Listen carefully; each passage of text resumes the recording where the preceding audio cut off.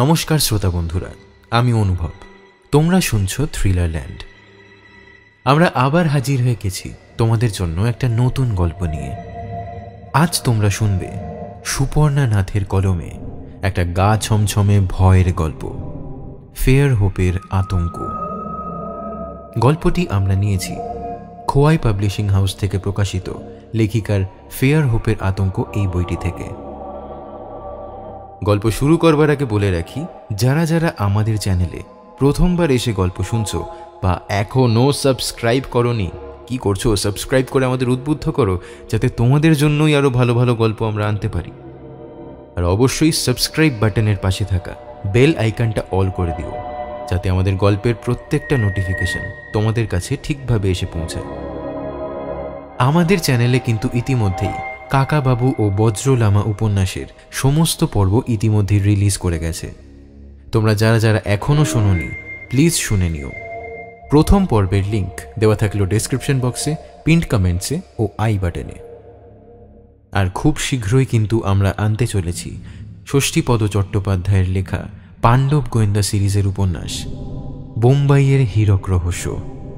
Community ট্যাবসে পোস্টারটা দেওয়া রইল, একবার চেক করে নিতে পারো। আমাদের যদি আর্থিকভাবে সাহায্য করতে চাও, তাহলে জয়েন বাটনে ক্লিক করে হতে পারো আমাদের চ্যানেলের মেম্বার। মেম্বারশিপ শুরু হচ্ছে মাত্র 29 টাকা থেকে। আমাদের সকল মেম্বার্সদের মেম্বারশিপ গ্রহণ করবার জন্য আন্তরিক ধন্যবাদ জানাই। তাহলে আর দেরি নয়, শুরু করা যাক আজকের গল্প, সুপর্ণা নাথের কলমে গা ছমছমে ভয়ের গল্প, ফেয়ার হোপের আতঙ্ক।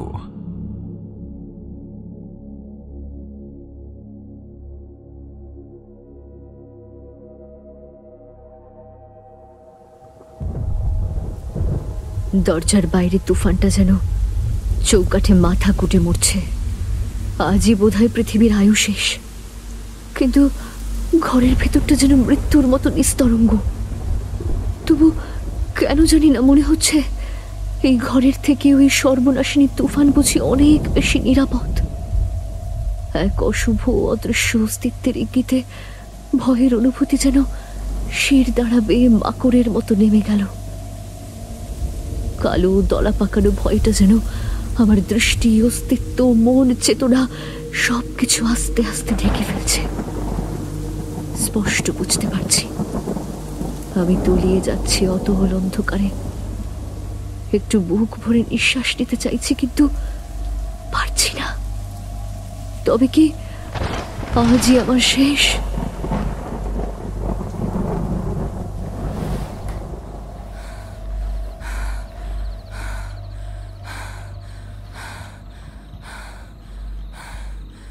ধর্মর করে উঠে বসলাম।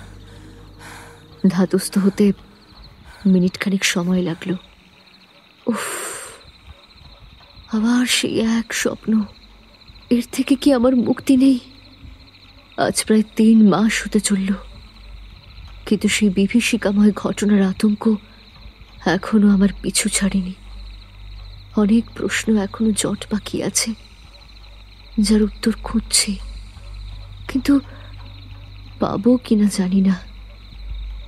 মানুষের জীবনে কিছু দুর্ঘটনা এমন প্রভাব ফেলে যে জীবনের প্রতি তার দৃষ্টিভঙ্গিটাই বদলে যায়, কিংবা হয়তো জীবনটাও বদলে যায় অনেকটাই। শুনেছি মনের জট কাগজে কলমে নামিয়ে ফেলতে পারলে নাকি খানিক শান্তি পাওয়া যায়, আরো খানিকটা প্র্যাকটিক্যালভাবে বিষয়গুলো খুঁটিয়ে বোঝার অবকাশ পাওয়া যায়। ডায়েরিটা টেনে নিলাম। আমি অম্বালিকা, আর এটা আমার গল্প। হ্যাঁ, গল্পই। বাস্তব যে এত অদ্ভুত হতে পারে সেটা আজ পর্যন্ত নিজেকেই বিশ্বাস করিয়ে উঠতে পারিনি। ওই যে বলে, truth is stranger than fiction. আমি বরাবরই আউটগোয়িং, প্রাণোচ্ছল, স্বাধীন চেতা। লেখাপড়াতেও মোটামুটি ভালোই। নিঃসন্তান পিসি আর পিসেমশাইয়ের আদরের মেয়ে আমি। মা বাবাকে অনেক ছোট বয়সে হারিয়েছি। উচ্চ মাধ্যমিকের পর কিছুটা জেদ করেই ইউএসএতে পড়তে আসা। পিসাই অর্থাৎ আমার পিসে মশাই নিজে অধ্যাপক হলেও আমার ইচ্ছার উপর আর কিছু বলেননি। পিমা অর্থাৎ আমার পিসিমা, আর 5 জন বাঙালি মায়ের মতোই। প্রথমে আমায় বোঝায়, তারপর রাগ, আর শেষে কান্নাকাটি। আমার খুব কষ্ট হয়েছিল পিমার জন্য, কিন্তু সে কবে থেকে দেখা স্বপ্নটাকে গলা টিপে মারতেও যে পারছিলাম না। অবশেষে পিসাই বোঝায় পিসিমাকে। যে কটা ইউনিভার্সিটিতে অ্যাপ্লাই করেছিলাম তার মধ্যে 3টেতে সিলেক্টেড হয়েছিলাম, যার মধ্যে ছিল আমার পছন্দের ইউনিভার্সিটি অফ ক্যালিফোর্নিয়া। ক্যালিফোর্নিয়ার ঝাঁ চকচকে জীবনযাপন দারুণ টানত আমায় বরাবর। আসলে 18 বছরের চোখে অনেক স্বপ্ন থাকে। 18 বছর নিয়ম ভাঙতে চায়, স্বাধীনতা চায়, তবে সেসব কিছুই হলো না। পিসাইয়ের জেদ ছিল যে আমাকে সাউথ আলাবামা ইউনিভার্সিটিতেই ভর্তি হতে হবে, কারণ সেখানে পিসাইয়ের এক বন্ধু অধ্যাপক। তাদের বাড়িতেই আমাকে পেইং গেস্ট হিসেবে থাকতে হবে, না হলে আমার ইউএসএ যাওয়া হবে না। মানতে এক প্রকার বাধ্যই হয়েছিলাম।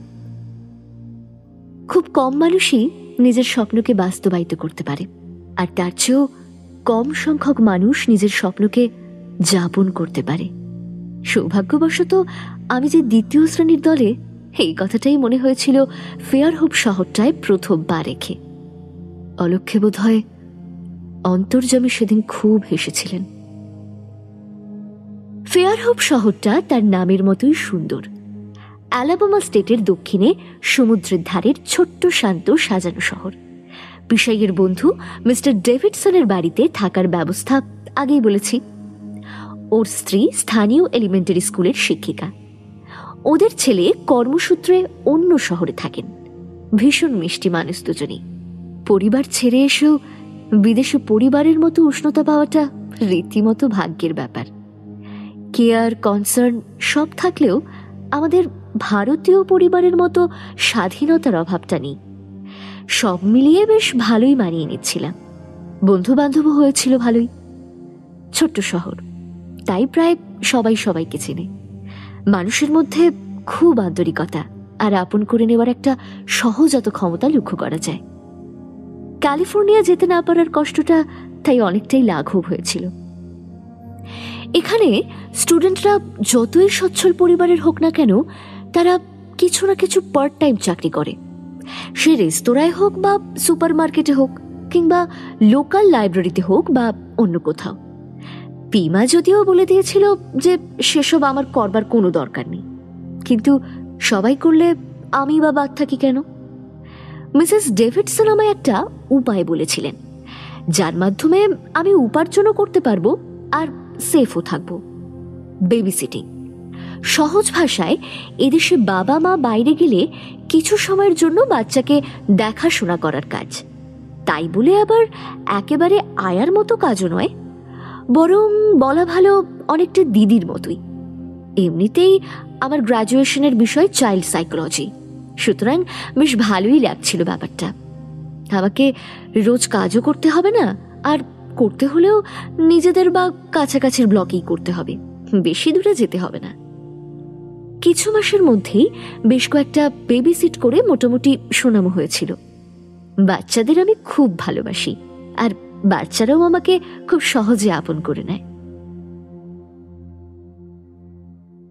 একদিন মিসেস কার্নি নামের একজন ফোন করেছিলেন ওর 2 বাচ্চাকে এক রাতের জন্য বেবিসিট করানোর অনুরোধ নিয়ে। আমি রাজি হয়েছিলাম। আমার বেশ কয়েকজন ব্যাচমেটও বেবিসিট করত। তারা অবশ্য জানিয়েছিল যে ওই বাড়িতে নাকি বেবিসিটার একবার বই 2 বার যেতে চায় না। একজন নাকি একটা গোটা রাত ওই বাড়িতে থাকার পর পুরো উন্মাদ হয়ে গিয়েছিল। আমার ভয়টার কোনো কালেই তেমন একটা নেই, তাই ওদের কথা হেসেই উড়িয়ে দিয়েছিলাম। উল্টে একটা আগ্রহ জন্মেছিল, বিষয়টা কি সত্যি? কাজটায় এতটা উৎসাহ না দেখিয়ে বরং বন্ধুদের কথা শুনলে আজ জীবনটা হয়তো অন্য খাতে বইত। নির্দিষ্ট সময়ে মিসেস কার্নি আমাকে সব কিছু বুঝিয়ে দিয়ে বেরিয়ে গিয়েছিলেন। আমার দায়িত্বে ছিল ওর 2 সন্তান, 7 বছরের মেয়ে লুলু আর ওর 5 বছরের ভাই ম্যাক্স।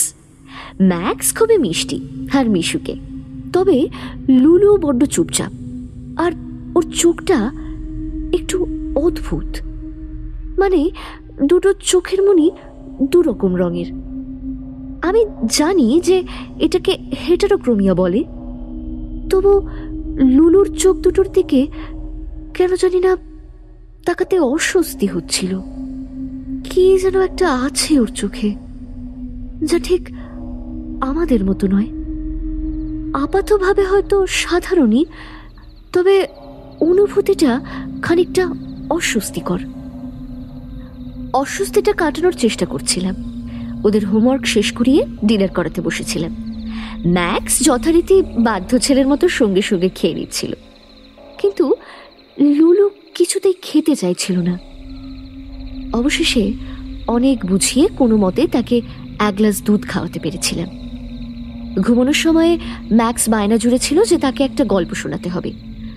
লুলু বলেছিল, আমাকে কিন্তু ঘুম পাড়িও না, ওরা এসে আমার সাথে খেলতে না পারলে রাগ করবে আর ম্যাক্সকে ভয় দেখাবে। আমি ঠিক বুঝে উঠতে পারছিলাম না যে কি বলতে চাইছো। ভাবলাম কোনো ইমাজিনারি ফ্রেন্ড হবে হয়তো। বাচ্চাদের তো এরকম কল্পনার জগতের বন্ধু থাকেই। বলেছিলাম, বেশ তো, তোমার বন্ধুদের সাথে আমিও খেলবো, নেবে না আমায়? ওরা বড়দের সঙ্গে খেলে না, বড়দের ওরা পছন্দ করে না, ওদের রাগিও না। তুমি ম্যাক্সকে নিয়ে ঘুমিয়ে পড়ো, আমি এমনি ঠিক আছি। শেষের কথাগুলো যেন আদেশের মতো শুনিয়েছিল। দেখেছিলাম ম্যাক্স আমার হাঁটুটা জড়িয়ে ধরেছে, আর ওর দু চোখে কিসের একটা আতঙ্ক। লুলুর বন্ধুরা একদম ভালো না, আমি ওদেরকে দেখতে চাই না। ম্যাক্স, তুমি লুলুর বন্ধুদের দেখেছো? একবার দরজার আড়াল থেকে দেখেছি। They are very dark, without any faces. আচ্ছা, আর যদি ওরা আসে আমি বকে দেব, যাতে ওরা তোমায় আর কখনো না ভয় দেখায়। ম্যাক্স কিছুটা আশ্বস্ত হয়েছিল। বুঝেছিলাম লুলু বেশ বুদ্ধি করে ম্যাক্সের উপর দিদিগিরি করেছে আগে। নির্ঘাত দেওয়ালে আঙুলের কারসাজিতে ছায়া বানিয়ে ওকে ভয় দেখিয়েছে। এটুকু বয়সেই বুদ্ধি আছে বেশ, মানতেই হবে। তবে কোনো বাচ্চার এরকম ভ্রান্ত ভয় নিয়ে বড় হওয়া উচিত নয়। ঠিক করেছিলাম লুলুকে ভালো করে বোঝাতে হবে সেটা। বাচ্চা দুজন পাশাপাশি দুটো ঘরে শোয়ে। ঘর দুটোর মাঝে একটা দরজা। দুটো ঘরেই মৃদু আলো জ্বলছিল। লুলুকে শুইয়ে দিয়ে এসে ম্যাক্সকে গল্প শোনাতে শোনাতে আমি ওর সঙ্গে ঘুমিয়ে পড়েছিলাম। হঠাৎ কি একটা শব্দে ঘুমটা ভেঙে গিয়েছিল। শব্দটা আসছিল লুলুর ঘর থেকে। ঘড়িতে রাত 2:45। এক ছোটে লুলুর ঘরে গেছিলাম। প্রথমেই অবাক হয়েছিলাম এটা দেখে যে ঘরের আলোটা নেভানো, তবে ম্যাক্সের ঘর থেকে আলোর কিছুটা আভা এই ঘরে এসে পড়েছিল। তাতেই দেখেছিলাম লুলু হাঁটু মুড়ে খাটের উপরে বসে দেওয়ালের দিকে মুখ করে অবিরত কি যেন একটা বিড় বিড় করে যাচ্ছে। কারো কাছে ক্ষমা প্রার্থনার মতো লাগছে অনেকটা। আমি দুবার ওর নাম নিয়ে ডেকেও কোনো উত্তর না পেয়ে ছুটে ওকে জড়িয়ে ধরতে গিয়েছিলাম। আমার ধারণা ছিল যে হয় ওর স্লিপ ওয়াকিং জাতীয় কোনো সমস্যা আছে, নয়তো কোনো খারাপ স্বপ্ন দেখে এমনটা করছে। কিন্তু ওকে স্পর্শ করা মাত্রই ও আমাকে এক ঝটকায় সরিয়ে দিয়েছিল। একটা 7 বছরের বাচ্চার অত শক্তি দেখে বিস্মিত হয়েছিলাম। আমার অবাক হবার পালা তখনও অনেক বাকি ছিল। লুলু আমার দিকে ফিরে চোখ ভরে ঘৃণা আর ভর্ৎসনা নিয়ে বলেছিল, তোমাকে বলেছিলাম না ম্যাক্সের সঙ্গে থাকতে? কে বলেছে এই ঘরে আসতে? আমি ওর চোখের সেই চাহনি জন্মেও ভুলে উঠতে পারবো না। তাড়াতাড়ি উঠে ঘরের আলোটা জ্বেলে দিয়েছিলাম। আলো জ্বলে ওঠার পর একটা অদ্ভুত জিনিস লক্ষ্য করেছিলাম। লুলুর দুটো চোখের মণি কালো ঠেকছিল, কিন্তু ওর একটা চোখের মণি তো নীল রঙের। পাশের ঘরে গিয়ে দেখেছিলাম ততক্ষণে ম্যাক্সও জেগে উঠেছে। বেচারা বড্ড ভয় পেয়ে গিয়েছিল। আমাকে দেখে দৌড়ে এসে আমায় জড়িয়ে ধরে বলেছিল, দেখেছো তো, দেখেছো লুলুর বন্ধুরা কত খারাপ আর পচা, ওরা আসলেই লুলু বদলে যায়। আমার খুব হেল্পলেস লাগছিল বাচ্চা দুটোর জন্য। এটুকু বুঝেছিলাম যে ওদের সাহায্যের দরকার। যাই হোক, তখনই আমি লুলুকে ম্যাক্সের ঘরে এনে ঘুম পাড়িয়ে দিয়েছিলাম। বাকি রাতটায় দু চোখের পাতা এক করতে পারছিলাম না। ভোর হতেই মিসেস কার্নি কল করেছিলেন। তখনই তাকে কিছু জানালাম না। তার এক আত্মীয়ের অসুস্থতার জন্য তাকে বাইরে যেতে হয়েছিল, সুতরাং এই অবস্থায় তাকে বাড়তি উদ্বেগের মধ্যে না রাখাই ভালো। তার ফিরতে অনেকখানি বেলা হতে পারে, তাই আমাকে অনুরোধ করেছিলেন যেন আমি একটু কষ্ট করে সকালটাও থেকে যাই আর বাচ্চাদের ব্রেকফাস্ট করিয়ে দিই। আমার মাথায় তখন অনেক প্রশ্ন। আমি লুলুর সঙ্গে কথা বলতে চাইছিলাম। ব্রেকফাস্ট টেবিলে দেখেছিলাম লুলু একদমই স্বাভাবিক, একটু চুপচাপ হলেও ওই বয়সের এক বাচ্চার ব্যবহার যেমনটা হওয়া উচিত তেমনি। ম্যাক্সকে দেখে একটু কষ্টই হচ্ছিল, যেন এটুকু বয়সেই সে বুঝে গেছে যে কিছু খারাপ লাগা মানিয়ে নিয়েই জীবনে এগিয়ে চলতে হবে। চোখ দুটো তার বড্ড ক্লান্ত লাগছিল। লুলু, তোমার স্কুলে বন্ধু আছে? না, ওরা চায় না আমি অন্য কারোর সঙ্গে বন্ধুত্ব করি। কারা চায় না? লুলু উত্তর দিচ্ছিল না। আমার আশঙ্কা হয়েছিল সে শ্লীলতাহানির শিকার হয়নি তো। যে করেছে হয়তো এভাবে লুলুকে দমিয়ে রাখতে চাইছে, কিন্তু ওকে ভুলিয়ে ভালিয়ে বিভিন্ন রকম প্রশ্ন করে বুঝেছিলাম যে তেমন কিছু হয়নি। কিছুটা আশ্বস্তই হয়েছিলাম। লুলু, তুমি ড্রয়িং করতে পারো? Yes, I love to draw. বেশ, তো তাহলে একটা কম্পিটিশন হোক। বলো না এমি, কি? চলো আমরা আমাদের বেস্ট ফ্রেন্ডের ছবি আঁকি। সেই প্রথম উচ্ছলভাবে জবাব দিতে দেখেছিলাম লুলুকে। এখানে সবাই আমাকে আমি বলেই ডাকে, অম্বালিকার সংক্ষিপ্ত রূপ আর কি। বাচ্চারা খুব খুশি হয়ে আঁকতে বসেছিল। সকালের পরিবেশ বেশ মনোরম।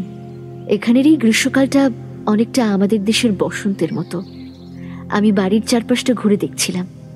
বেশ খানিকটা জায়গা বেড়া দিয়ে ঘেরা, একটা ফুলের বাগান আছে, আর বাচ্চাদের জন্য একটা প্লে হাউস আর একটা দোলনা ছিল। মাঝে একবার এসে দেখে গেছিলাম যে ম্যাক্স আর লুলু দুজনেই মন দিয়ে আঁকছে আর স্কেচ পেন নিয়ে খুনসুটি করছে। কাল রাতের ভয়াবহতার লেশমাত্র যেন নেই আর। এই অঞ্চলের বাড়িগুলো আমাদের দেশের মতো গা ঘেঁষাঘেঁষি করা নয়। দুটো বাড়ির মাঝে বিস্তর ফাঁকা জায়গা থাকে।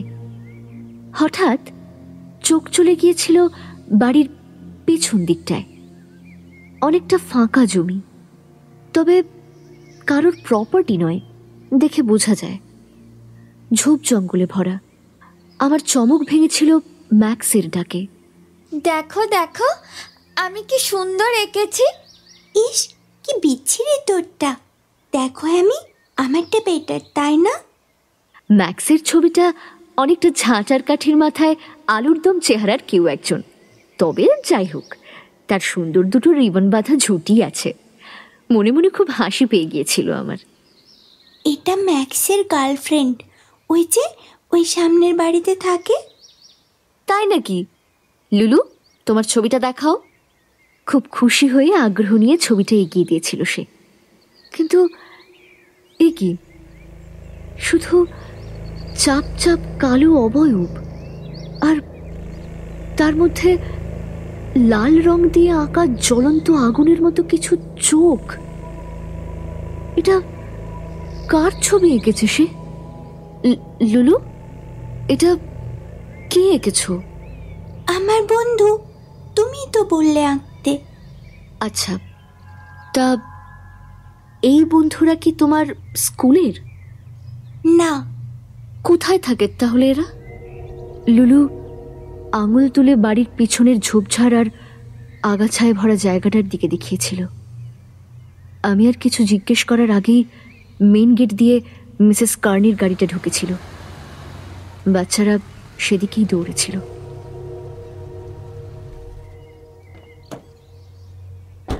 উনি হাসি মুখে আমার সঙ্গে কথাবার্তা বলে আমার প্রাপ্য মিটিয়ে দিয়েছিলেন। আমি বেরোনোর আগে হঠাৎ কি মনে হলো বাড়ির পেছনের দিকের ওই জায়গাটা সম্পর্কে জিজ্ঞেস করেছিলাম। উনি বললেন, ওটা তো সেমেটারি। আমার মনের ভাবটা হয়তো মুখে ফুটে উঠেছিল। উনি আমাকে আশ্বস্ত করার ভঙ্গিতে বলেছিলেন, ডোন্ট ওয়ারি, ওটা পুরনো, এখন আর ইউজ হয় না। তারপর হঠাৎ আমাকে চাপা গলায় জিজ্ঞেস করেছিলেন, লুলু কি ওখানে খেলতে যেতে চাইছিল? মানে? লুলু বরাবর সিমেটারিতে গিয়ে খেলতে ভালোবাসে, তাই আর কি। আমি ওখানে গিয়ে বসি আর ও নিজের মতো খেলে ঘোরে। আমি ভাবতে পারছিলাম না যে কি করে একজন মা তার ছোট মেয়েকে কবরস্থানে খেলতে দেয়।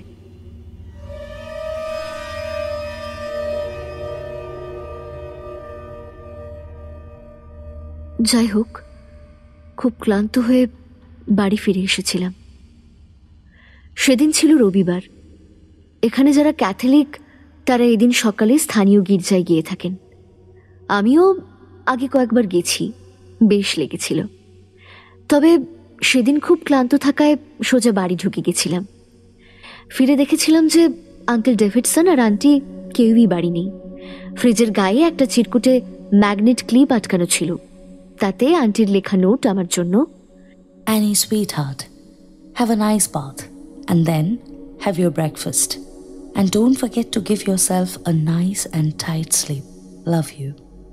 কিচেন কাউন্টারের ওপর দেখেছিলাম এলাহি ব্রেকফাস্ট সাজিয়ে রাখা। সব মারা বোধ হয় একই হন, সে যে দেশেরই হন না কেন, স্নেহের তফাৎ হয় না। ঘুম ভেঙেছিল দুপুর 2টোতে আঙ্কেলের ডাকে। উঠে লাঞ্চ করে ওদের সঙ্গে আড্ডা দিতে বসেছিলাম। কথায় কথায় লুলুর অদ্ভুত প্রসঙ্গটাই এসে পড়েছিল।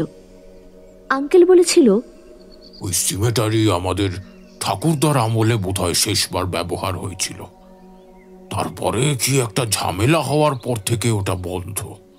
আন্টি বলছিলেন, মিসেস কার্নি আসলে লুলুর সৎ মা, জানো তো। তবে তিনি লুলুকে নিজের মেয়ের মতোই ভালোবাসেন। And there family is very religious. চার্চের ফাদার নাকি লুলুর মাথায় হাত রেখে বলেছিলেন যে ও স্পেশাল চাইল্ড আর নাকি খুব ব্লেসড। তবে যাই হোক, আমার ওদের একটু উইয়ার্ডই লাগে। তোমার অস্বস্তি হলে ওই বাড়িতে আর বেবি সিট করতে যেতে হবে না। আমি আরও অন্য অনেক ক্লায়েন্ট তুমি পেয়ে যাবে। যত সব ননসেন্স। ওর হেটেরোক্রোমিয়া আছে এই মাত্র, স্পেশাল টেশাল ওসব বাজে কথা। আমি আন্টিকে কাল রাতের ঘটনাগুলো আর বলতে সাহস পাইনি। শুধু বলেছিলাম, আমি কি ফাদারের সাথে কথা বলতে পারি? আন্টি বিকেলে আমাকে সঙ্গে করে চার্চে নিয়ে গেছিলেন। ফাদারের সঙ্গে বিস্তারিত কথা হয়েছিল সেদিন।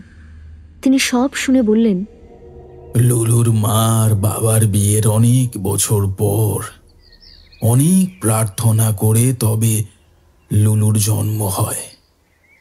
ও মোটেই ওর চোখের রঙের জন্য অন্যরকম নয়। ও নাকি বেস্ট অফ টু ওয়ার্ল্ডস। কথাটার তর্জমা করলে যা মানে দাঁড়ায় সেটা বুঝেছিলাম, তবে কথাটার অন্তর্নিহিত অর্থটা ঠিক তখনই বুঝতে পারিনি। ফাদার আরও বলেছিলেন, লুলুর জন্মের কয়েকদিনের মধ্যেই ওর মা মারা যান। তারপর থেকেই ওর বাবা চার্চে আসা বন্ধ করে দেন। ওর বাবা আবার একটা বিয়ে করেন কিছু বছর পর, আর তারপর আসে ম্যাক্স। কিন্তু ম্যাক্সের জন্মের 1 মাসের মধ্যেই মারা যান লুলুর বাবা। সেই থেকে 2টি বাচ্চাকে একাই মানুষ করছেন ওই মিসেস কার্নি। বুঝেছিলাম জট ছাড়াতে গিয়ে উল্টে জট আরও পাকিয়ে যাচ্ছে। বেশ কদিন কেটে গেছিল মাঝে। কলেজে দুজন খুবই কাছের বন্ধুদের ঘটনাটা খুলে বলেছিলাম। ওদের মধ্যে একজন আমাকে জানিয়েছিল যে ওই বাড়িতে এরপর যদি কখনো যাই আর সঙ্গে যেন সেজ লিভস নিয়ে যাই। কারণ জিজ্ঞেস করে সে বলেছিল, It helps to clarify or to clean the house. If there is anything negative energy there that can't harm you. তার পরের দিন ওই আমাকে সিগারের মতো পাকানো একটা পাতার বান্ডিল এনে দিয়েছিল, আর কিভাবে সেটা ব্যবহার করতে হবে তাও বুঝিয়েছিল। আমি এসব মানি না বটে, তবে অন্যের বিশ্বাসকে অসম্মানও করি না, আর ভাগ্যিস করি না, কারণ সেজ লিভস যে এত তাড়াতাড়ি আমার কাজে লাগবে তা বুঝতে পারিনি। সেদিন একটু জ্বর থাকায় কলেজে যাইনি, বাড়িতে একা বসে একটা বই পড়ছিলাম। হঠাৎ ফোন বেজে উঠেছিল। ওপাশ থেকে ম্যাক্সের করুণ কণ্ঠ ভেসে এসেছিল।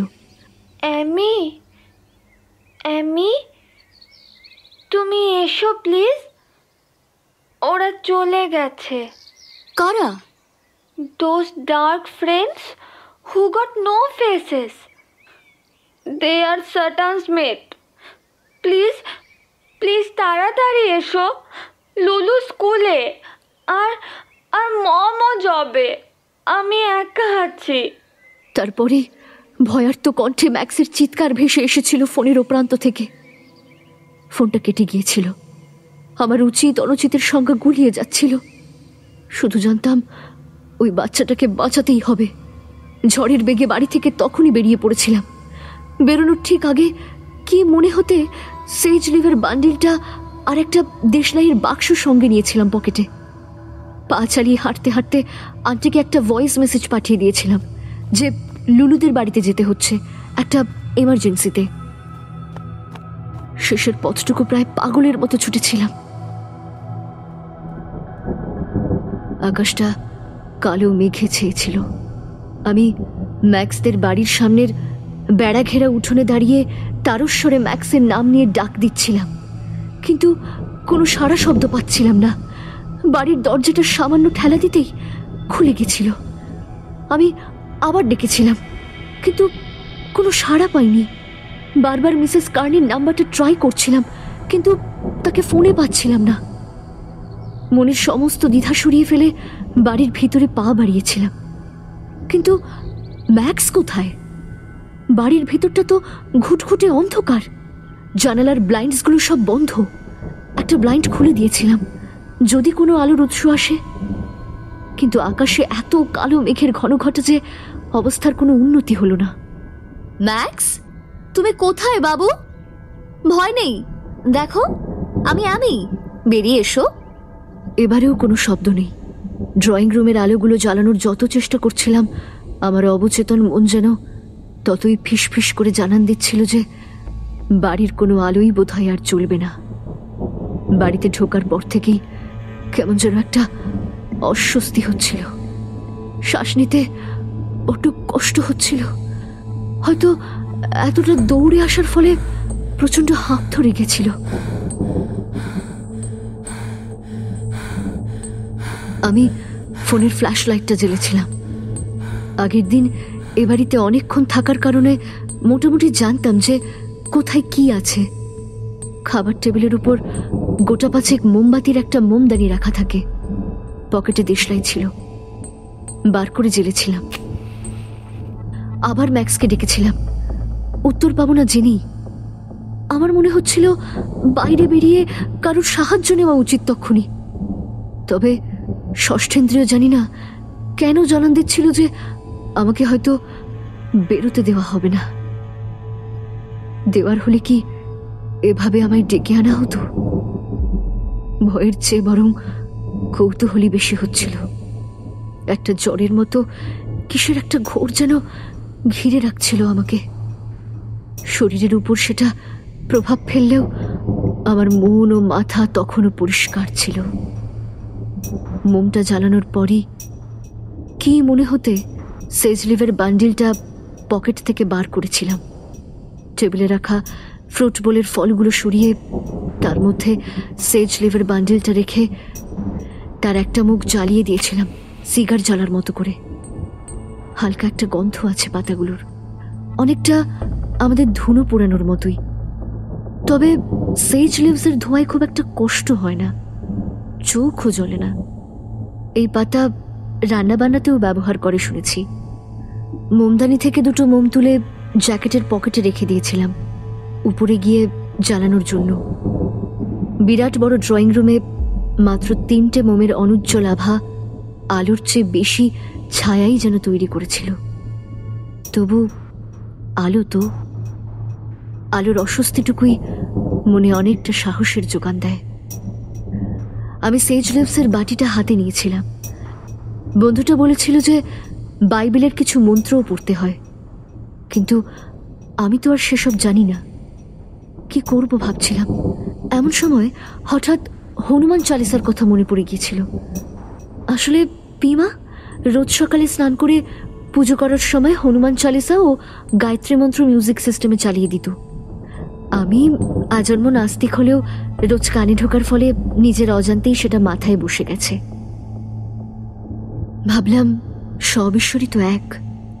মোবাইলের ফ্ল্যাশ লাইটের আলোয় সাবধানে সিঁড়ির দিকে পা বাড়াতেই একটা মৃদু পদশব্দ কানে এসেছিল, ছোট, হালকা এবং খুব ধীর। আর জীবনে ওই প্রথমবার আমি ভয় পেয়েছিলাম। আলোটা সিঁড়িতে ফেলতেই দেখেছিলাম আমার সামনে ম্যাক্স দাঁড়িয়ে। তুমি কোথায় ছিলে? আমি কত ডাকলাম, উত্তর দাওনি কেন? আমি তো ঘরেই ছিলাম, ঘুমিয়ে পড়েছিলাম তো। আমার খুব ভয় করছিল। কথাগুলো কেমন যেন অদ্ভুত আর খাপ ছাড়া। আমি আলোটা ওর মুখে ফেলে দেখেছিলাম। বেচারা ভয়ে একেবারে ফ্যাকাশে হয়ে গেছিল, চোখ দুটো বড় অবসন্ন, দুহাত দিয়ে নাক চেপেছিল। কি হয়েছে? নাক চেপে আছো কেন?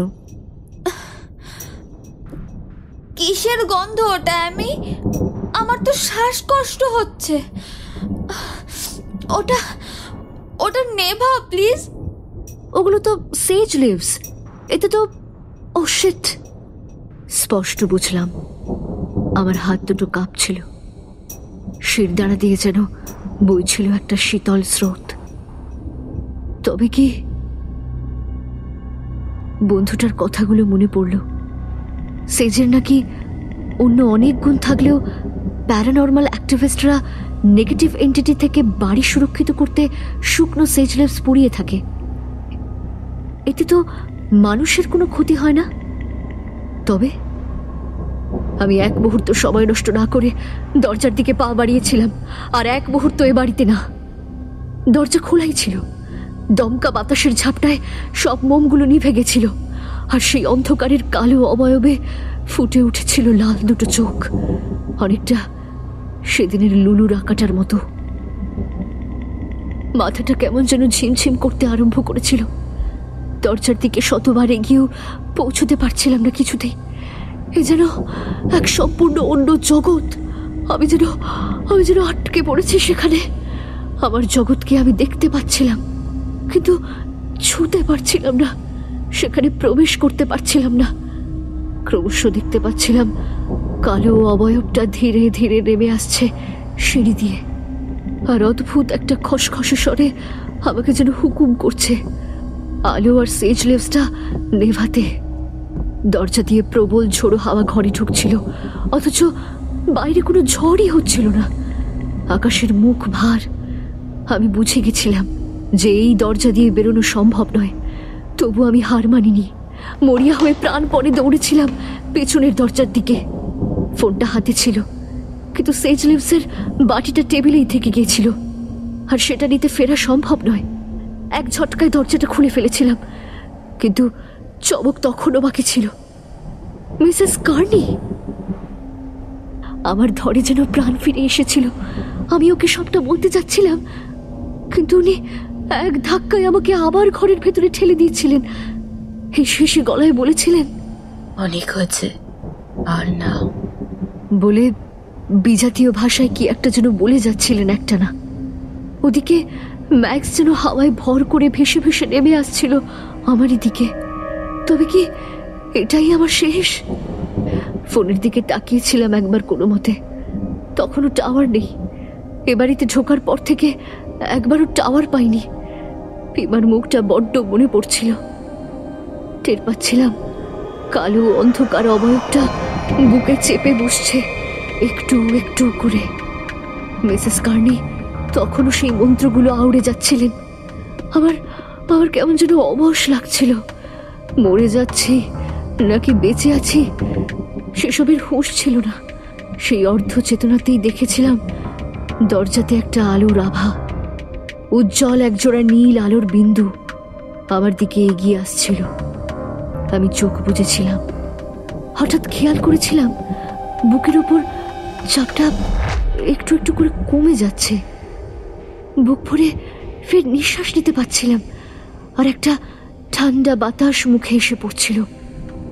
তবে ঘর এখনো নিশ্ছিদ্র অন্ধকারে নিমজ্জিত। অনেক দূর থেকে শুনতে পাচ্ছিলাম কি যেন ডাকছে, অ্যামি, অ্যামি। গলাটা খুব চেনা, লুলু। চোখ খুলে দেখেছিলাম লুলুর মুখটা আমার খুব কাছে। ওর ঠান্ডা ছোট্ট হাতের স্পর্শে আমার খুব আরাম লাগছিল। খুব সুরক্ষিত অনুভব করছিলাম নিজেকে। অ্যামি, জলদি ওঠো, আমাদের বেরিয়ে যেতে হবে। আমি শরীরের সব শক্তি সঞ্চয় করে কোনো মতে উঠে দাঁড়িয়েছিলাম। শক্ত করে ওর ছোট হাতটা ধরেছিলাম। অন্য হাতে ফোনের ফ্ল্যাশটা আবার জেলে নিয়েছিলাম। দরজার দিকে পা বাড়াতেই ম্যাক্স ও মিসেস কার্নির কথাটা আবার মনে পড়ে গেছিল। চকিতে চারিদিকে তাকাতেই দেখেছিলাম কেউ নেই। দরজা পর্যন্ত যেতে আমাদের দুটো ঘর আর একটা লম্বা ড্রয়িং রুম বেরোতে হতো। দেহের প্রতিটা রোমকূপে প্রচন্ড একটা চাপ আর রোমাঞ্চ অনুভব করছিলাম। ভয় হচ্ছিল আবার না ম্যাক্স বা মিসেস কার্নি এসে পড়ে। মাথার ভেতরটা গুলিয়ে যাচ্ছিল থেকে থেকেই। একটু আগে যা যা ঘটেছিল সব কি সত্যি? অবশ্য অস্বীকার করার কোনো অবকাশও নেই। চিন্তার মাঝেই ছেদ পড়ল। Run অ্যামি, as fast as you can. আমি ঈশ্বরের নাম নিয়ে প্রাণপণে দৌড়েছিলাম দরজার দিকে। প্রায় পৌঁছেও গিয়েছিলাম। ওই তো দরজা, ওই তো মুক্তি। শেষমেশ তবে এই দুঃস্বপ্নের ইতি ঘটবে। আর মাত্র 2 পা, আর তারপরেই। কিন্তু তারপর আমি আর পা এগোতে পারিনি। পিছনে ফিরে দেখেছিলাম ম্যাক্সকে। তার মুখটা কি ইহজগতের কোনো প্রাণীর হওয়া আদেও সম্ভব? কি বিভৎস সে মুখ, কি ক্রূর সে চোখের চাহনি, মুখে প্রবল তাচ্ছিল্যের হাসি। তবে কি আমার আর এ বাড়ি থেকে বেরোনো হবে না? বাড়ি ফিরতে পারবো না আমি?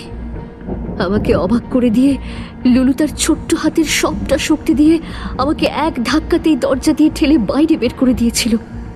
তারপর চেঁচিয়ে ম্যাক্সের উদ্দেশ্যে ওকে বলতে শুনেছিলাম, Not this time you feel the creature of darkness. I will stop you, you dirty Satan's mate. শেষের কথাটা কানে বেজেছিল আমার। আমি তাড়াতাড়ি চৌকাঠ পেরিয়ে লুলুর হাতটা ধরে ওকে টেনে আনতে গেছিলাম। ও দৃঢ়ভাবে চেঁচিয়ে আমাকে নিষেধ করেছিল যেন ভুল করেও আমি চৌকাঠ না বেরোই। ওর মুখের দিকে তাকিয়ে ক্ষণিকের জন্য অবাক হয়ে গিয়েছিলাম। কি এক অসামান্য উজ্জ্বল নীল দীপ্তি তার চোখ দুটো থেকে ঠিকরে বেরোচ্ছিল। লুলুর ডাকে চমক ভেঙেছিল। Amy, get some help. Please call father as soon as possible. আমি আর সময় নষ্ট না করে দৌড়তে শুরু করেছিলাম। এবার সত্যিই ঝড় উঠেছে। কিছু দূরে যাওয়ার পর একটা গাড়ির আলো দেখতে পেয়েছিলাম। আমি দুহাত তুলে রাস্তার মাঝে গাড়িটা থামাতে গেছিলাম। গাড়িটার হেডলাইটের আলোতে আমার চোখ পুরো ধাঁধিয়ে যাচ্ছিল। মাথাটা হালকা ঘুরে যাওয়ায় আমি মাটিতে পড়ে গেছিলাম। চোখের সামনেটা যেন ক্রমশ কুয়াশার চাদরে ঢেকে যাচ্ছিল। সেই অস্বচ্ছ দৃষ্টিতেই দেখেছিলাম গাড়ি থেকে নেমে দৌড়ে এসেছেন আন্টি আর ফাদার। আমার সবটুকু চেতনা একত্রিত করে আমি ফাদারকে কোনো মতে বলেছিলাম, Lulu needs you father, help her. কথাটুকু বলার পরই আমি জ্ঞান হারিয়ে আন্টির কোলে লুটিয়ে পড়েছিলাম। পরের ঘটনাগুলো আন্টি আর ফাদারের থেকে শোনা। আমি নাকি গোটা 2 দিন অচৈতন্য ছিলাম। 3 দিনের দিন জ্ঞান ফিরে পেতে চোখ খুলে সামনে একটা অচেনা ছাদ দেখেছিলাম। ধাতস্থ হতেই বুঝেছিলাম যে এটা আমার বা আঙ্কেল ডেভিডসনের বাড়ি নয়, এটা একটা হসপিটাল। একজন নার্সের হাসি হাসি মুখ চোখে পড়েছিল। তারপরের সময়টুকু কেমন যেন চেতনা আর অচৈতন্যের মাঝামাঝি একটা স্টেটে ছিলাম। অতীতের কিছু শব্দ, কিছু চেনা মুখ, কিছু স্বর অনুভব করতে পারছিলাম। নিজেকে হঠাৎ খুব সুরক্ষিত মনে হচ্ছিল। এর মাঝেও একটা চেনা গন্ধ পেয়েছিলাম, সেই চেনা মা মা গন্ধ, পিমা। 2 ফোঁটা ঈষৎ গরম জল কপালে অনুভব করতেই দেখেছিলাম পিমা হাসছে আর চোখ মুছছে। কোনো মতে উঠে বসে আমি আন্টিকে জিজ্ঞেস করেছিলাম লুলুর কথা। আন্টি আশ্বস্ত করে বলেছিল যে সে ফাদারের কাছে ভালোভাবেই আছে। এরপর বাড়িতে ফিরে আন্টি আর পিমার যত্নে একদিনেই পুরো চাঙ্গা হয়ে গিয়েছিলাম। তবু আমি ফাদারের সঙ্গে দেখা করতে চাইছিলাম। সবটা না জানলে যে স্বস্তি পাচ্ছিলাম না। আর লুলুকে একবার অন্তত জড়িয়ে ধরতে চাইছিলাম। ওর জন্যই আমি প্রাণে রক্ষা পেয়েছিলাম সেদিন। আঙ্কেল ডেভিডসনের অনুরোধে ফাদার লুলুকে নিয়ে পরদিন আমাদের বাড়িতে এসেছিলেন। বিষয় সেদিনই ভোরে এসে পৌঁছেছিলেন। ব্রেকফাস্টের পর আমরা সবাই গুছিয়ে বসেছিলাম। লুলু মিষ্টি হাসি হেসে আমার হাতটা নিজের 2 ছোট্ট হাতের মধ্যে নিয়ে আমার কাছে ঘেঁষে বসেছিল। বড়দের কথা শুরু হতেই দেখেছিলাম লুলু ওখানে আর থাকতে চাইছে না। ওকে আমি কিছু রং আর খাতা পেন্সিল দিয়ে আঁকতে বসিয়ে দিয়েছিলাম। আমার কৌতূহলী চোখের ভাষা বুঝে ফাদার আশ্বস্ত করে বলেছিলেন, আমি জানি তোমার মনে এখন অনেক প্রশ্ন। আমি যতটা জানি অবশ্যই বলবো। ফাদার বলা শুরু করেছিলেন এক লম্বা ইতিহাস। 1894 সালের নভেম্বরে ফেয়ারহোপ শহরের জন্ম একটা ইন্ডাস্ট্রিয়াল অ্যাসোসিয়েশন হিসাবে, যা ক্রমে এক মৌলবাদী একক ট্যাক্স উপনিবেশ হিসাবে প্রতিষ্ঠিত হয়েছিল। তবে এ তো গেল 125 বছর আগের কথা। তার আগে কি এখানে কিচ্ছু ছিল না? ছিল বই কি। এখানে একটা জনপদ ছিল, তার মধ্যে কিছু হিস্প্যানিক অর্থাৎ স্প্যানিশ ভাষী, ল্যাটিন আমেরিকান এবং কিছু ইহুদি আর কয়েকজন আফ্রো আমেরিকান পরিবার ছিল। সে প্রায় 200-250 বছর আগের কথা বলতে চলেছি। সমুদ্রধারের শহর হওয়াতে তারা মূলত ছিল মৎস্যজীবী। এই ফেয়ারহোপে একটা বিশেষ ঘটনা দেখা যায়, যাকে বলা হয় জুবিলি ফেনোমেনন। মানে জোয়ারের সময় গালফ অফ মেক্সিকোর জল মোবাইল বেইতে ঢুকে পড়ে এবং প্রচুর পরিমাণে ক্র্যাব এবং অন্যান্য শেলফিশ এবং অন্যান্য ম্যারিন অ্যানিমাল বালুচরে এসে পড়ে। এভাবে প্রচুর মাছ এবং অন্যান্য সি ফুড বিনা চেষ্টাতেই ধরা যায়। আর এই রকমই একটা মোবাইল বের ধারেই ফেয়ারহোপ অবস্থিত। স্বভাবতই সেই পুরনো মৎস্যজীবীরা এত ব্যাখ্যা বুঝতো না। তারা এটাকে দৈব কৃপা ভাবত। আর যেহেতু জনপদটিতে হিস্প্যানিক, আফ্রো, ইহুদিদের মতো প্রাচীন সম্প্রদায় বাস করত, এদের প্রত্যেকের মধ্যেই অন্ধবিশ্বাস আর কালো জাদুর প্রচলন ছিল। এই অন্ধবিশ্বাসের ফায়দা নেয় একদল খারাপ মানুষ। তারা ওই মানুষদের বোঝায় যে এটা দৈব কৃপা নয়, বরং গোটা অঞ্চলটার ওপর স্বয়ং শয়তানের কৃপা আছে। তারা একটা কাল্ট তৈরি করে এবং সমস্ত নেটিভদের তাদের সঙ্গে যোগ দিতে বলে।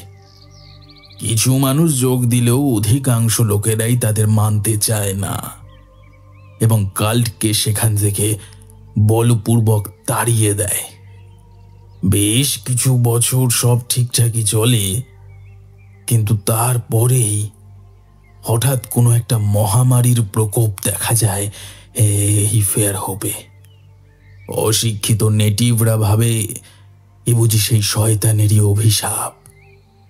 রাতারাতি পুরো জনপদ খালি হয়ে যায়।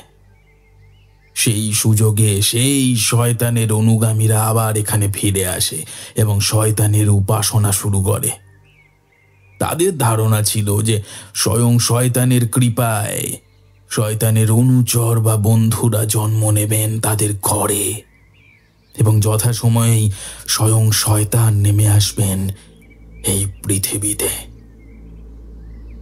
তবে স্যাটানস মেট বা শয়তানের বন্ধু বা অনুচরের জন্মের জন্য একজন সাধারণ মানুষ এবং একজন কাল্ট সদস্যের মিলনের প্রয়োজন, এমনটাই নাকি নিয়ম। তবে ফেয়ারহোপ শহরের পত্তন হওয়ার পর আবার সেই কাল্টকে পিছু হটতে হয়। তবে তারা লুকিয়ে নিজেদের কাজ এবং গোপন সাধনা চালাতো। লুলুদের বাড়ির পেছনের সেমেটারিটা শহরের সব থেকে পুরনো সেমেটারি, ওটাই ছিল ওদের ঘাঁটি। কিন্তু ওই শহরের তৎকালীন বাসিন্দারা সব জানার পর ওই সেমেটারি বন্ধ করে দেন এবং কাল্টটাকে বিতাড়িত করে দেন। একটানা কথা বলার পর ফাদার একটু থেমে এক ঢুক জলে গলাটা ভিজিয়ে নিয়েছিলেন। আঙ্কেল ডেভিডসন বলেছিলেন, হ্যাঁ, মনে পড়েছে। এমনই কিছু আমিও ঠিক শুনেছিলাম আমার ঠাকুরদার কাছ থেকে। সে তো প্রায় ঠাকুরদারও ছোটবেলাকার ঘটনা বলা যায়। ফাদার আবার বলা শুরু করেছিলেন,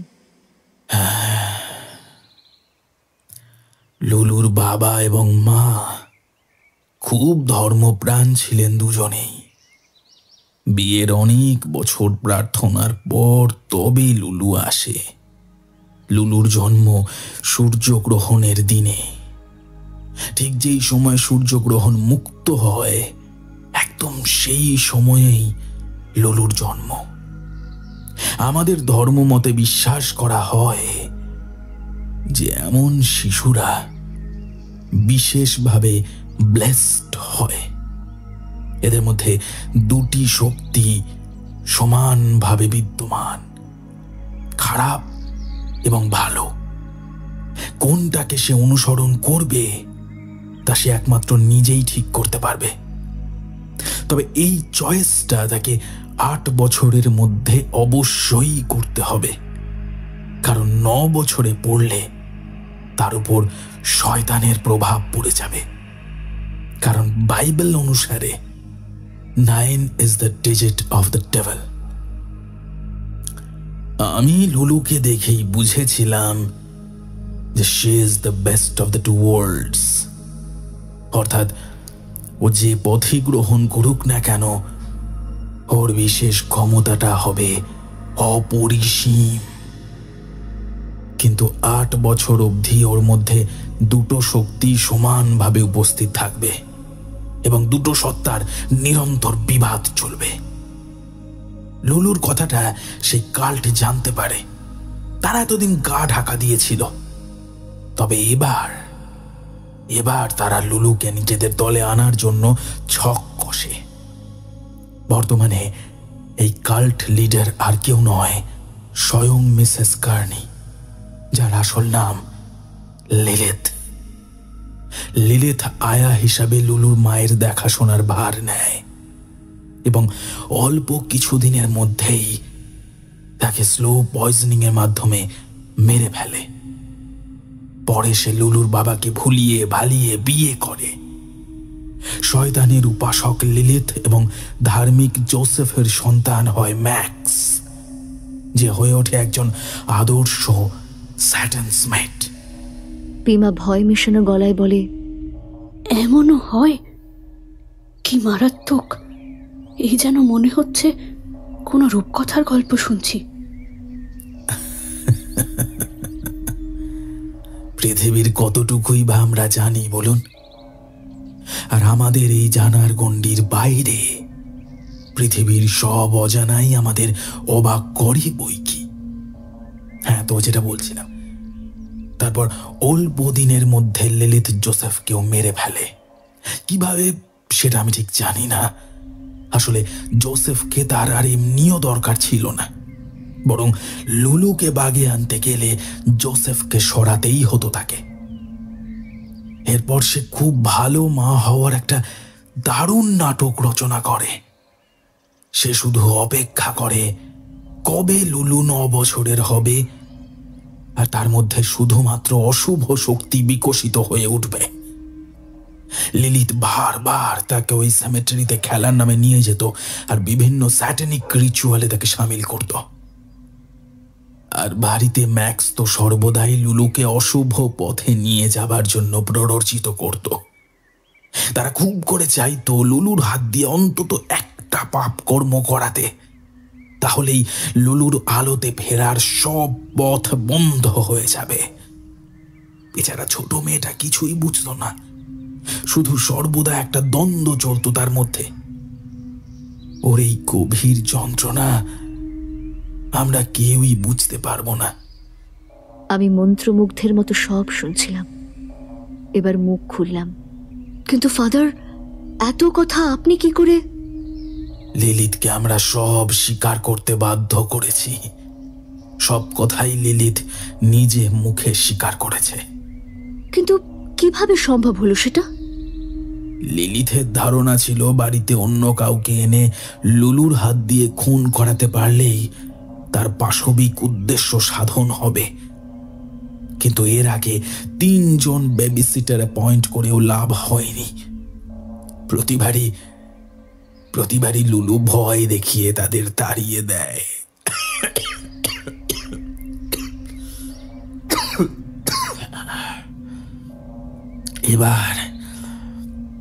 এবার সে তোমার কথা জানতে পারে।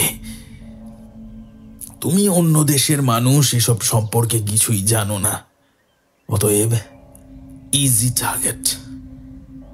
লুলু নিজের মনে আঁকছিল। সে মুখ না তুলেই বলেছিল, ভয় দেখিয়ে না তাড়ালে ওরা যে ওদের মেরে দিত। আমরা সবাই চকিতে ওর দিকে তাকিয়েছিলাম। আমি তো অ্যামিকে সেদিন রাত্রেই বলেছিলাম যে আমাকে ঘুম পাড়িও না, ওরা খেলতে আসবে। ওরা আমার সঙ্গে খেলতে আসতো আর আমাকে খুব বোঝাতো যে কিলিং ইজ ফান। সেদিন রাতেও ওরা আমাকে বলে অ্যামিকে মেরে ফেলতে, না হলে নাকি ওরা ম্যাক্সকে মেরে ফেলবে। ওদের সাথে কথা বলার সময়ে হঠাৎ অ্যামি এসে যায় আর আমি রাগ করে অ্যামিকে ঠেলে দিই। Sorry Amy, I really didn't want to hurt you.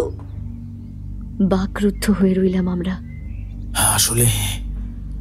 আসলে লুলুর মধ্যে ভালো আর খারাপের দ্বন্দ্বটা ক্রমেই বাড়ছিল। ম্যাক্সকে মেরে ফেলার ভয় দেখিয়ে ওরা ওকে দিয়ে খুন করাতে চাইতো। লুলু তো আর জানতো না ম্যাক্সের আসল রূপ।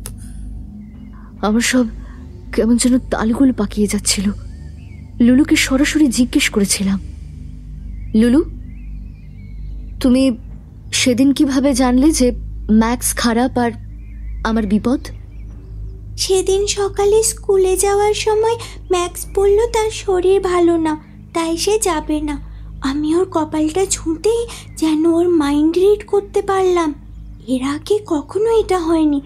অল অফ আ সাডেন ম্যাক্সের মুখের মধ্যে আমি ওদের মুখ দেখতে পাই, দোজ ডার্ক রেড আইড স্যাটানস মেট। তারপর আমি চেঁচিয়ে উঠতেই মম আমাকে খুব জোরে মেরেছিল। তারপর আমার আর কিচ্ছু মনে নেই। যখন চোখ খুললাম দেখলাম আমি সিমেটারিতে শুয়ে।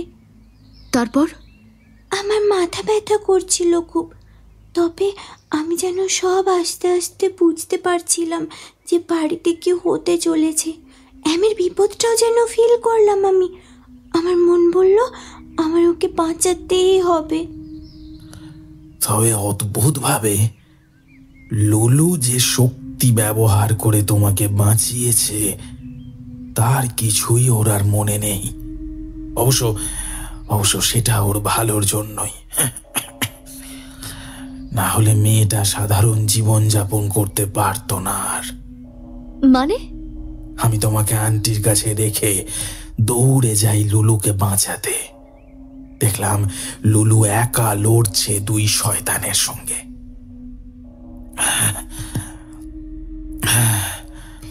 লিলিথ হিসপ্যানিক ভাষায় কি যেন একটা মন্ত্র পড়ছে, আর ম্যাক্সের সে যে কি ভীষণ রূপ। আমি বাইবেলের ভার্স পড়তে থাকি আর হোলি ওয়াটার ছড়িয়ে দিতে থাকি। ম্যাক্সের ওপর প্রভাব পড়লেও লিলিথের কিচ্ছু হয় না। আমাকে আক্রমণ করতে আসে এসে একটা ছুরি নিয়ে। আমি ভয় পেয়ে মুখ ঢেকে ফেলি। মুহূর্তের মধ্যে একটা কান ফাটা চিৎকার শুনি। চোখ খুলে দেখি লিলিথের রক্তাক্ত দেহ মাটিতে লুটিয়ে পড়েছে, আর লুলুর হাত রক্তে মাখামাখি। লিলিথ মরেনি, তবে সে এতটাই আহত হয়েছে যে তার উঠে দাঁড়ানোর ক্ষমতা লোপ পেয়েছে। এমন সময় হঠাৎ দেখি ম্যাক্স তার আসল রূপ ধারণ করে আমার দিকে তেড়ে আসছে। আমি মুহূর্ত বিলম্ব না করে আমার হাতের হোলি রোজরি ওর গলায় পরিয়ে দিই। মুহূর্তে শয়তান শেষ। লুলুর দিকে তাকিয়ে দেখেছিলাম কি অদ্ভুত এক নীল দুটি তার দু চোখ থেকে ঠিকরে বেরিয়ে আসছে। ক্রমেই সে অজ্ঞান হয়ে লুটিয়ে পড়ে আমার কোলে। অ্যান্ড ততক্ষণে আমি 911-এ কল করে প্যারামেডিক্স আর পুলিশকে ডেকে ফেলেছিলাম। লুলু তার অন্তরের অশুভকে শেষ করে দিয়ে শেষমেশ শুভর প্রতি তার সমর্থন জানিয়ে দিয়েছে। তাই আর ভয় নেই। কিন্তু এই পুরো বিষয়টা আমার সঙ্গে কেন ঘটলো? আরো তো বেবিসিটার বা অন্য মানুষ ছিল। পৃথিবীতে প্রতিটা কাজের একটা কারণ থাকে। বেশিরভাগ সময়েই আমরা কোনো ইভেন্টের আসল কারণটা বুঝে উঠতে সক্ষম হই না। লুলুর ভেতরের শুভ শক্তির জয়লাভের জন্য একটা কারণ দরকার ছিল, আর তাহলে তুমি। আর তোমার অবিশ্বাসী মনকে বিশ্বাসে বাঁধার কারণ কিন্তু এই লুলু। আপনারা সবাই লুলুর বিষয়টাকে ডিসোসিয়েটিভ আইডেন্টিটি ডিসঅর্ডার ভাবলে ভাবতেই পারেন, তবে বিজ্ঞানের বাইরেও জানার তো একটা পরিধি আছে। মানুষের ব্রেনের ক্ষমতা ঠিক কতটা, অথবা একজনের আইকিউ এক রকম কেন, অথবা স্পেশাল কিছু অটিজমের পেশেন্টদের অন্য ক্ষমতা না থাকলেও বেশিরভাগ ক্ষেত্রে তারা অঙ্কে অসাধারণ হয় কেন, এরকম অনেক প্রশ্নের উত্তর এখনো আমাদের জানা বাকি। পৃথিবী বিশাল বড় আর বড্ড অদ্ভুত, আর আমরা তো তার কাছে একটা কণা মাত্র। আমি উঠে গিয়ে লুলুর পাশে এসে দাঁড়িয়েছিলাম। আমি দেখো কি সুন্দর ছবি এঁকেছি। দেখলাম রং বেরঙের ফুল, প্রজাপতি আর রামধনু এঁকেছে ও। আর ওর মুখের হাসিতে সকালটা যেন আরো ঝলমলে ও সুন্দর লাগছে।